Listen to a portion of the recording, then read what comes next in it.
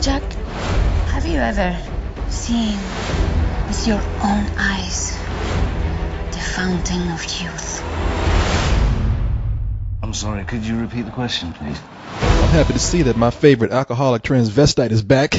No, he's not a transvestite. Yes, he is, He man. just likes to wear guy liner. Lots and lots of it. Oh, is this your girlfriend?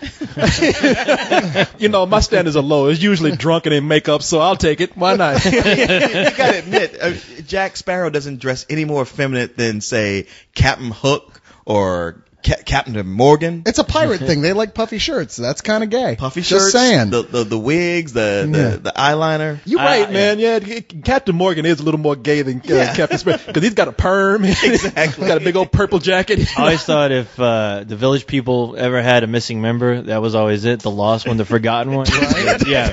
Sure. Captain Sparrow. Yeah. We got the construction guy, the Indian, the cowboy, the biker, and the pirate. Yeah, I know. It's like something's missing. They're at sea for a long time. After a while, man, what you supposed to do? What do you think the rum is for? You can fuck only so many seagulls. All right, I'm gonna get drunk and fuck you and fuck you and fuck you. Well, I hope I never have to get at sea with you guys because I'm the pretty one. I'm the one that's gonna get fucked. You'll be the hoe in the yo ho. Well, let's see. There is 3 of you here. That don't seem too fair. There's 3 yos and 1 hoe. So, man, I'm looking for the mashed potatoes right now. I'm looking to jump overboard. I'm about to jump over this table out the window. Our pirates like for Corey. But man, I heard a lot of bad things about this movie. Yeah, we heard a lot of shit right before we got it. People on the West Coast are talking so much shit. They are just talking smack. I mean, did you even came out screaming set it on fire? I mean, did you even really need to hear anything? Just every time I saw that trailer, which it seemed like I've seen that trailer consistently for the past I don't know how many months at the beginning of every movie we've seen, where I'm just like, I still don't care. It didn't look interesting at all to me. Yeah, I on top of that, I didn't like the last 2 movies, especially the third one. Which I never saw. We liked the second. I think Corey and I liked the second one, but then the third one was just as if it was the people who wrote it hadn't even seen the second one, which was a cliffhanger. It was just such a wreck that I was like, you know what? I liked the series. I genuinely had good feeling about it, and you just totally buried it. But even so, I mean, this is a brand new start, right? Yeah. This is the 4th film, which is always a good sign, right? Brand new director. It's a comeback. Sometimes they come back and they see how badly they fuck up with the last one. It's a standalone this time. It's not the beginning of a new series, supposedly. They did change directors, which made me kind of worried. They brought in Rob Marshall, right? Yeah, who's known for romantic comedies and musicals. Right? He did Chicago and 9. So I'm like, well, we got a gay pirate, but y'all ain't got to get literal with this shit. I mean, filming musicals and filming action scenes aren't all that different, really. You've got to, they're very lots of movement. You got to have the continuance of motion. A lot of choreography. And it sounds like he probably came in because he thought he was going to be directing the Pirates of Penzance. Exactly. Didn't read the contract too well. It's Christy McNichol. Now, the third movie, although it made $660 million, I believe that's worldwide, it's still considered just a bad film. And with this one, as the shortest one out of all 4 films, it is still over 2 hours long. Yeah. So I sat down and I told you, I'm just bracing myself to be at a movie that's over 2 hours. I really don't want to be in. It could be good. You never know. And you were the last one to say so. It's like, hey, you never know. Yeah, there are lots of movies that we hear everyone going before we see it, yeah, man, this is going to be crap, buckle in. And then we see it, we're like, what the fuck were they talking about? That was just fine. Just like Priest. Yeah. Well, with this, after all that is said, it's still a piece of shit. They're right. I'm joking, man. Cyrus looked at me. His expression just like, I said, you're dead to me. You sleep with the fishes. It's not a piece of shit. It's like a little lukewarm, mediocre film, but it's not a piece of shit. Yeah, I'm just wondering, who did Johnny Depp piss off, man? Because it is not the bad movie that some people are talking about. I read, the best review that I read of this is they said, well, this is bad enough to where it's not terrible, but they need to slow down before they decide to make another one. Really pull themselves together. While I agree with that, this is still a fun film. You know what? As much as I went in with almost a grudge against it and was just like, I was like, you know what? I'm not bored. I'm laughing. I'm actually enjoying a bunch of this. Now, plot-wise, shit is a mess. But it's. Oh, yeah. But you know what? The last one was a mess. I was going to say, what Pirates of the Caribbean movie hasn't been a mess? Where I'm just like, okay, this is just a big visual extravaganza, but I don't know what the fuck is going on. You know what? That's the thing. Even with the second one, I'm just like, there's points where I'm like, I'm not stupid, but I don't know what's going on. If you're still sticking with this series by 4, then they don't even need to make the plot points come together, and they don't try this time. At least that last one, they acted as if they were like, oh, you just don't understand. Here, they were just like letting shit drop left and right. There's like one thing didn't lead to the other. It was just like, wow, this is a wreck of scripting. But whoever was in charge of the punch up, writing the funny stuff, they couldn't have been the same person writing the rest of the script. Yeah. Because that was extremely complicated. No, but you know that. Keep spinning you back. I'm irritated with the film in that. Look, what these movies have done, and the reason why they're so successful is because they brought in that whole Errol Flynn swashbuckling adventure back to the theater for the modern times, and that's why nobody really gives a shit about these stories. People just love the pirate swashbuckling adventure aspect of it, and several people had different opinions. Either they've gotten more convoluted or they've gotten like just movies that are fun to watch. I thought the second one was actually a good companion piece to the first one, and then that's why I saw the third one. I was like, what the fuck are they doing? And then when they did this one, I was like, okay, they're back to basics. It felt like it went back on track a bit more. Well, when I heard the premise, it's like, this is simple. I mean, we usually go a long time telling about these premises, but it's not that complicated. It's almost like they've gone out the way. They're like, wait a minute, this is a Pirates of the Caribbean movie. This is too simple and straightforward. We've got to fuck this up and make it more complicated. The British government comes in and they want to find the Fountain of Youth before the Spaniards do. And they think that Jack Sparrow, because of an imposter going around, that he knows how to get there, that he has a map. Well, it turns out that he does know how to get there, but he is not the guy. But Jack Sparrow, he's like, well, this is an opportunity to get a ship and a crew, get myself a posse. Well, it's also an opportunity not to get himself killed, which is usually the main motivation. No, he always takes every opportunity for that, but he always gets out of it too. Nothing if not an opportunist. Yeah. So he's like, you know what? I'm going to take this offer right here, and I'm going to go ahead and try to find this. Turns out, though, the big thing that's probably going to keep him from finding this is Blackbeard. That's right. Whose beard is the blackest? Blackbeard's beard. The black. Wesley Snipes sitting over there jealous. He has Wesley Snipes as a beard. He wears him on his chin. Hanging on that chin. He's hanging on that chin, boy. His not only is his beard the blackest, but his heart is the blackest. His soul is the blackest. His ass is the blackest. He is kind of a dick. Yeah, he is an asshole. This guy's an asshole. He's a pirate, so that's to be expected. Yeah, not in this series though, because pirates always end up doing something nice, and you're like, oh. Even Barbossa, who's supposed to be the villain from the beginning, is like,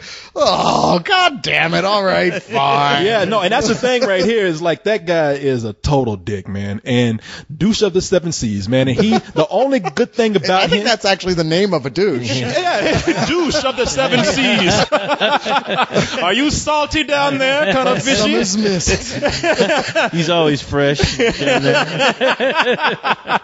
But man, the only good thing that he has going for him is his daughter, played by Penelope Cruz, and it's a good thing that is the only thing that he cares about, because it turns out that she has had sort of a history with Jack Sparrow, and that's what probably keeps Blackbeard from just slicing Jack Sparrow up. And together they join forces to go and find the Fountain of Youth. Now, the other thing that comes into play here is that we have Captain Barbados, whatever. Barbossa comes back in, and he has also some history with Blackbeard. He's like, I'm gonna get my revenge. Because now he's missing a leg. We missed the whole Pirates of the Caribbean 3.5. I get that is true. I was like, I never thought about that. However, Blackbeard is responsible for him losing his leg. So he's like, I got to find the Fountain of Youth and kill that motherfucker. So that is why I'm looking at this and I'm thinking, why is this so bogged down by extended chase scenes that aren't all that great? Why is this bogged down by unnecessary story that we don't need? I mean, this should just be a race to get to the Fountain of Youth between Captain what was his name? Barbosa? Barbosa. I almost said Barbados. Captain Barbosa. Geoffrey Rush. Jeffrey Rush. Jeffrey Rush is that kid. He's like, it should be a race between, Captain Barbosa and don't do that. Just got me confused. So it should be like a pirate, it's a mad world, is what you're saying. Who gets there first? I'd heard some things like, they got all these characters back again, and that's, natural. Ian Mcshane as Blackbeard, he wasn't all that threatening. I'd be goddamn, Ian Mcshane was kind of scary to me. Well, he was Ian great. McShane, he's got the voice. He can be threatening. If you need somebody to be threatening, he's the guy. Gentlemen, I be placed in a bewilderment. There I were, resting, and upon a sudden, I hear an ungodly row on deck. Would be that, first mate? Mutiny, Captain. Mutiny. And what fate befalls mutineers? Now we know the answer to that, do we not? Mutineers. It doesn't seem like just another carbon copy of another pirate's villain. I mean, he's bringing his own thing to it, and which is cool to watch because I'm like, this is a pretty cool representation of Blackbeard right now. Yeah, I like the fact that the film leaves you kind of unsure for most of it, like how villainous he really is. Because obviously he's a bad guy, and he'll do dickish things. Oh, yeah. He'll murder people, no problem. And I'd be happy with that, in this series, they all murder people, so it's not that weird. It's just that you wonder, is his saving grace his relationship with his daughter? Because she wants to save him. That's her. She's brought this Christian missionary on board, who of course is the replacement actor for Orlando Bloom, because they've got to have a young, attractive guy because everybody else is covered in herpes. Yeah,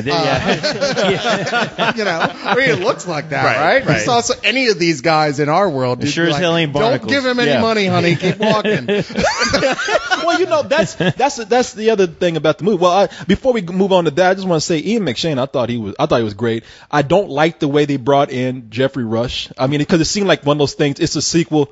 We got to bring this guy back. It just didn't seem natural with the way they brought him in.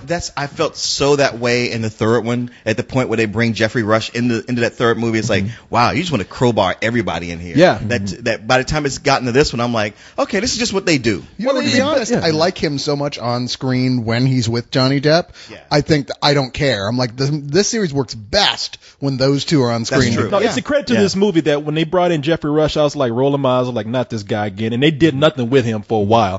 And then when him and Johnny Depp got together, I was like, okay, they need them together in this movie. I wish they'd introduced him a little better, but these guys are a team now. Yeah, I like crowbarred in is Keith Richards, who's in the movie for a minute, and then the movie can't figure out what to do with him, so he just fades. But they just cut. They cut to an empty chair. He was gone. I mean, in the plot, it's like, wait, how does he know this important bit of exposition? What does this have to do with anything? I'm sorry, look over there at the pretty thing. But you know what? That's the thing with that though is that I guess he was in the last movie, right? Yeah. Which I never saw. So seeing that was like, for me, just as briefly. Really? Okay. For me, that was like the first time seeing Keith Richards, and I was like, wow, you know what? I like this character. I don't know why, even though he knows all this information, you're like, okay, this guy has some backstory. Maybe he's already been through all these fucking adventures. I liked him well enough to where even the way that he exits, I was like, okay, what the hell is up with this character? Let me tell you something. I think Keith Richards is only in there because he saw Johnny Depp doing an impression of him. That's everybody knows. Everybody knows that Johnny Depp, he based Captain Sparrow, Jack Sparrow, off of Keith Richards. So Keith Richards plays Captain Teague, his father. And he does make these small cameos. Now, I don't believe that he actually left the set. I believe that whole cameo right there, we all know Keith Richards does a lot of shit.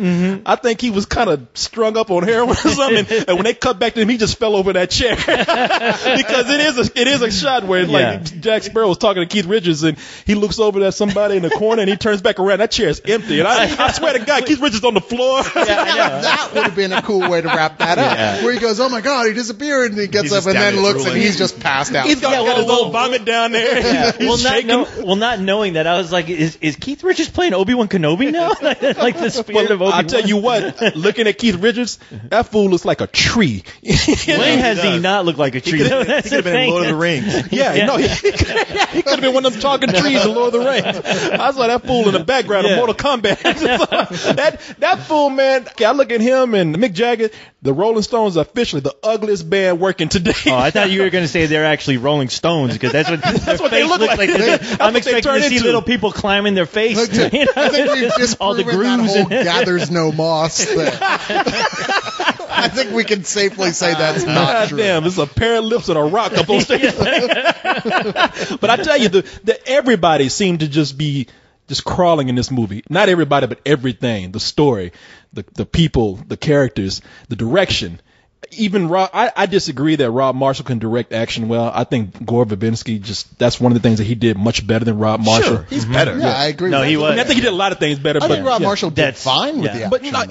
he did fine. To be suddenly thrown this franchise that's 3 movies in, I thought he did a better than competent job. No, he did. That's what you notice the most, though, because, I mean, yeah, during the action scenes, you're like, okay, these seem like kind of half-assed. Until they got this badass scene in the movie where they got these fish bitches, these mermaids. Just, Oh my God. And They changed the way you look at mermaids. shit, they changed the way that I look at women, period. I was like, God damn. They didn't change the way I look at women. That's almost exactly how I look at See, them. I thought, I thought Metalocalypse beat them to that punch already. No, in this movie we've all heard like the Legend of Mermaids. You know, I think people have forgotten the Legend of Mermaids. They're really scary creatures. Well, there's a lot of different one of the legends interpretations. is that they're really manatees. Yeah. Oh, And the one they're using here is more like kind of the sirens type of thing. Where they are drawn to light, they're drawn to man. What sirens sang, it was weak the way they reversed it. Sirens, the original sirens, the mythology of sirens, they sang in this one is like if pirates sang, the mermaids are drawn to it, and the pirates are drawn to their beauty in turn, and then the mermaids just turn to fucking fish women vampires and just eat you. They're like piranhas. You know how we were joking about piranhas with tits in that one podcast? These are piranhas with tits right here, because they all like they swarm you, take you under, and tear you apart. I'd still bang them. And I'd be dead. I would be fucking dead. And they shoot webs like Spider-Man. Yeah, they do. They do. It's killing me. Oh, yeah. We got to make sure Fungus Monkey doesn't get upset and say, like, "Hey, man, I think they're using organic web shooters. Give them a call." I want to be surprised that was like a friend of Fungus Monkey. No, I'm doing this for you, buddy, so you can finally see it. Apparently, and everyone see just how stupid it really is. Because apparently every one of these mermaids was bitten by a radioactive spider and they can shoot webs. But it's a scary scene. It's a scene where they actually build the most tension. I don't think there's any better set piece in this movie besides this one. But after this scene, I mean, it's these guys out on the sea. It's silent. You see the mermaids starting to swim around. You know what they're going to do, and you see the guys being drawn into them. And when you see that swarm coming about, you start to have your heart race a little bit, and it does live up to it. They even have one scene where you see mermaids from a distance, and you don't really get any detail, but you see them tearing a boat apart, and you just kind of like, those poor assholes on that boat. Hey, we got to go save them. It's like, those dudes are fucked. No, but from that point on, the movie really kicks into gear. I mean, the movie gains some focus, except for one thing that drives away from that focus, that pulls away from it, and that is this guy, Sam Claflin. The this missionary. actor who plays the missionary Philip. He's a man of God, and that character, you're right, Cyrus, he's there to replace Orlando Bloom as the pretty boy in the movie. Yeah. And that character is just so dull and boring. He's just a cipher, really. He's there as, it's this minor weird plot point that it explains why we should like Penelope Cruz's character. Yeah. Because her goal, supposedly, even though it only comes up when convenient in the film, is to make save her father's soul. Yeah. So she won't let her dad, Blackbeard, kill this missionary. And co-host was saying they needed somebody to also kind of replace Keira Knightley, and that. Right. Well, I thought the mermaid was that role, actually. Yeah. Well, it was, if it was even that much of a role, because honestly, when you look back on it, I was like, they really didn't need to explore those two characters for that long, because there wasn't too much to them that was anything remotely interesting, even as far as besides just like throwing in a romantic element. It's cool with what they need. I mean, the thing is turned into a big treasure hunt. They need to find 2 chalices, and they have to have the teardrop of a mermaid. That's why they're trying to find the mermaid. Now, to get that, they have to bring in this love story in order to get a tear to fall from the mermaid. And this love story is it's boring. And it's a beautiful girl that plays the mermaid. I'm looking at her name, Astrid Burgess Frisbee. Was she French? She seemed like from her accent she was French. I just know she got none of the other mermaid. The one other mermaid that talked just was like American. Yeah. The Amanda Seyfried mermaid. Yeah, she came up over the like, yeah. Yeah, I know. Which I thought she was way hotter than the one that they cast to be the lead. I was like, too. Really? Yeah, but it's like girl. It not only did like them having this romance between Philip and this mermaid who they named Serena in the movie just seemed to take away from the danger of the mermaids that I saw before, but it just took away from the story. I was like, man, it's going on too long. But you know what? It's so full of things that would take away from the story. Like the fact it didn't really make sense for Blackbeard to keep him alive. See, Ian McShane, he's a cool Blackbeard. I mean, whoever his children are in real life, they must be the most well-behaved children because Ian McShane is scary. Hell yeah. I thought I said mow the lawn. Okay. All right. I'm sorry. What did I tell you about finishing your vegetables, cocksucker? Yeah, I am disappointed he didn't call people cocksuckers on the movie. They're still on that plate. Nope, not anymore. Scared the There fuck was out a of you. kid here before you that you never knew that used to leave his toys on the floor all the time. You don't see him anywhere, do you? I fucked up, didn't I? But that's why he's so intimidating in the movie. He steps out on his on the ship when nobody's seen him for a while, and he's like, all right, who fucked up? And everybody's like, I love that. They got a full mutiny going on, and when he steps out, even the winning side just kind of drops their hands. Shit. Yeah, they're just like, hey man, I had nothing to do with this. And he ain't taking shit from anybody. When they do the mutiny, that's one poor guy who ain't done shit, and he was just like, "Well, you on watch?" And he's like, "Yeah, fuck you, you're dead." And but they got this missionary who keeps coming up, and he's like, "You're despicable. You're the lowest of the low. I had bad thoughts about you. I thought low of you before, but I think low of you now, worse than before. I spit on you, poor." And he just sit up there taking his shit. And I'm just kind of like, "You are not a nice man." I'll give you such a pitch. See where I thought, okay, everybody should just bust out and start laughing at him, and that would get the point across. I bet or slap him or kill him or something. I better yet, why doesn't Blackbeard just cut his head off? That made no sense, and it's never clear because the whole time I'm just like, I don't understand why this guy's alive. And throughout the movie, you're just like, you know what? Kill this motherfucker already. Yeah. I don't care. I mean, you're not going to hurt my feelings. He's on his ass too. Like every time Blackbeard does something bad, that missionary is behind him. Why did you do that? You're such a bad person. It's so funny. All right, so Blackbeard has a magic ship too, like with a magic sword. I kind of want to know what the deal was with that. Everybody else always brags about their shit in the previous films. Like, look what I can do. Wow, how'd you do that? Well, let me take you back. And Blackbeard's just like, none of your fucking business. That's what Wikipedia's for, brother. No. And that's how cool Ian McShane is. Yeah. I ain't got to tell you shit. I'm Blackbeard. He yells at his fucking boat, and the boat does what he says. That's how badass he is. Yeah. You not see me wearing a black man around my chin? Yeah. Maybe they should get fucking Chuck Norris and have him be a fucking pirate on his boat. see what kind of wrath of God he can bring. Out of all these bad things, I mean, and one of the things that we haven't mentioned is Johnny Depp. Johnny Depp, do you even need to say he's playing the same role he did in the other one? That fool got $50 million to put on mascara and get drunk and roam around the scene prancing about like a gay man. And, it's not bad. In fact, it's very good as the movie goes along. I think as it's near the end of the movie where he brings out the Jack Sparrow that I like, but he's still good. There's no question to me he's very good at playing that character. I mean, obviously, it was a fucking phenomenon, like the effect it had on the world of people going, God, we love Johnny Depp as Captain Jack Sparrow.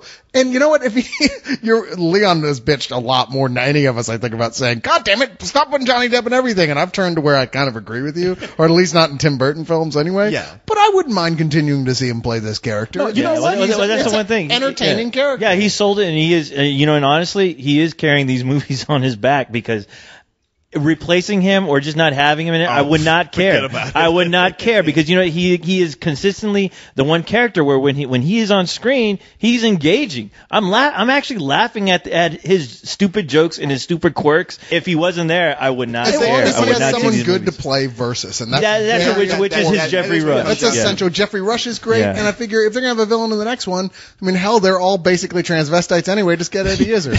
And we say they're transvestites, and that's a good choice. I agree with that. I know Eddie Izzard would be a great choice. But you know what? Hey, and we always talk about how he's a gay transvestite, but Jack Sparrow, I think he's proved to be a man's man. That's why I like him now. He ain't got time for hoes. He makes that clear. Or maybe he is gay because of that. You know what the thing is? What you're saying. But they say most transvestites are actually heterosexual, which is fucking weird, but that's what they say. You got panties on, Corey. Is that true? Hey, I do that because it's summertime and it's comfortable, okay? But I have to say this. I have to say this. Not seeing the last movie and the way they introduced Geoffrey Rush's character to where, I mean, the guy has a peg leg, and I was just like, wait a minute, is this even the same character anymore? Because honestly, when I saw the hat he was wearing, I was like, wow, did they finally fucking introduce Captain Crunch into the series? Because that's all I saw with Geoffrey Rush. I was like, wow, that is the best Captain Crunch costume I've seen in a long time. This is finally the origin that they're bringing into touchdown for pirates. It's Captain Crunch. Jack Sparrow. That's what pirates are supposed to be like. Jack Sparrow and Captain Crunch finally teaming up for the ultimate Midsummer Ride. Pirates of the Caribbean 5 in search of the Crunchberry Island. I might a Pirates movie that has something interesting on the back of it I can read while I eat my cereal. He could be fighting the Soggies in the next movie. We can make this right. Hey, is it any more ridiculous than what we fucking seen? If I had a recommendation before we move on to our ratings here, if I had a recommendation for the next film, I mean, look at this one and look at the minor improvements that they did over the third one. What they did was they made this more adventurous. They scaled back a little bit on time. Not enough. And they centered on the characters that everybody likes, and we don't need all these filler characters. For the next movie, that's what they need to do. Make it a shorter film, make it a more straightforward adventure film, because that's what they've turned into with this movie. They've turned into, a pirate version of an Indiana Jones film. Yeah, exactly. Jack Sparrow now is a drunk transvestite Dr. Jones, Indiana Jones. I mean, that's what he is. I mean, this is the adventure that probably they should have done for the last Indiana Jones movie, going looking for the Fountain of Youth, not the fucking Martian of fuckland from Mars. Supposed to be Atlantis originally. But, what's that? Atlantis? Supposed to be Atlantis at one point. Well, do something with water. That motherfucker look for crunch berries. I don't, but just make it more focused. That's all. Trim down and focus. That's all you need to do. We have characters we love. Don't give us any forced romances or characters we don't like. I like this movie enough to, despite all my complaints, recommend seeing this at the theater. It is a good summer film. I would give it a low matinee. All your advice, I agree with it 100%. Thank you. And with this movie, I was, I was so actually kind of sick of Jack Sparrow with the third movie. Like even like the places where he would show up, I felt like they had one plot going and they were just shoving him in there. Mm-hmm. And I'm like, you're just muddling everything up. And I don't want to see Johnny Depp do this again. But he turned me around. He was funny. Jack Sparrow is engaging. They wrote good stuff for him. He carries this movie. The biggest problem for me is that it would just lose focus. Because there's times when the story with him, with Blackbeard, that would be the most interesting thing. But then sometimes they would cut to Geoffrey Rush, and that would be more interesting. And the other story would lose focus. Cut out the priest character. You know what? If you're going to do a romance, make it between Penelope Cruz and Jack Sparrow. That was enough. Yeah, that's enough right there. I think every time that story got disjointed, even Jack Sparrow looked at the camera like, what the hell's going on here? just him being shanghaied by Blackbeard. Just leave it at that. Mm-hmm. This is the first one that felt like, okay, now this is fresh. It's something new. So please go with that. Find a new story. Take these same characters because, yeah, even I got to admit, I do love them and keep going forward. But yeah, it's a low matinee because you know what?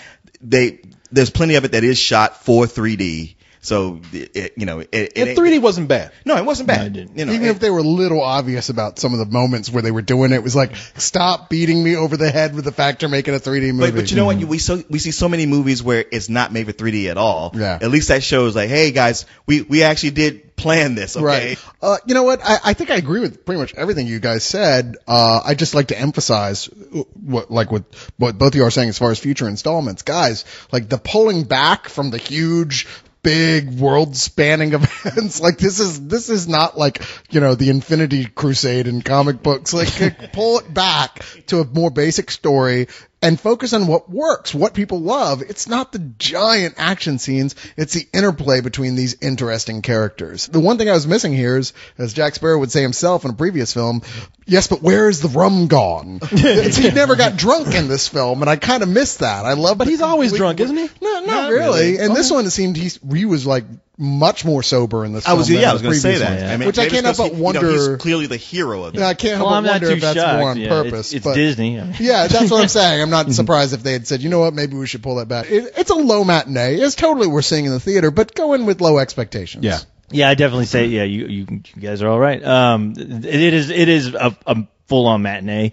Only because I was more interested in just the characters of Johnny Depp, Geoffrey Rush, and Ian McShane. I think that was like the director going, okay, I have to make Jack Sparrow, whenever he crosses the street, I need to make that look fucking spectacular and have it all out 20-minute action scene with Jack Sparrow just trying to cross the fucking street. Yeah, with Hans Zimmer letting you know musically how exciting it is. How exciting it is to cross the street. You don't need that, because it doesn't really warrant it. Sure, I understand. Maybe that's where they're trying to bring in the whole Indiana Jones angle to it, but you don't need it all the time, all the goddamn time. I think kids are going to love this film. Everyone else, I think, they're not going to be as disappointed, especially if you're walking in with low expectations. It's easily a matinee. You the mermaid man over here. You're the merman over here. Why am I the mermaid? I don't know. You seem to be kicking the knowledge about the mermaids. There's something fishy about that. Well, it does seem like the next movie. I mean, it's obvious. They have to cross over with Peter Pan. Come on. What's next? Okay, so conveniently, mermaids, if they're wet, they have tails Did and you whatnot. never seen The Little Mermaid? I will say this, there's been a bunch of mermaid fiction, but in every one of them, when the girl gets on land for so long, she gets laid. I don't know, because I have fantasies about doing a mermaid that make it seem convenient there. Really? This movie didn't kill that for you? No. Well, hey, it just ruins the whole sex angle there, because you get them on land, they get dry, they got legs, but when you get them in the bed and you get them wet again, they get a fucking tail. So you can't do shit with that. Just slap you around with the fucking fin. Okay, come on now, don't tell me you ain't thinking about that. He's like a fin. Oh, this really is the end, right? Before you get him started, get you out. Goodbye. Captain, I wish to report a mutiny. I can name fingers and point names. Perfect.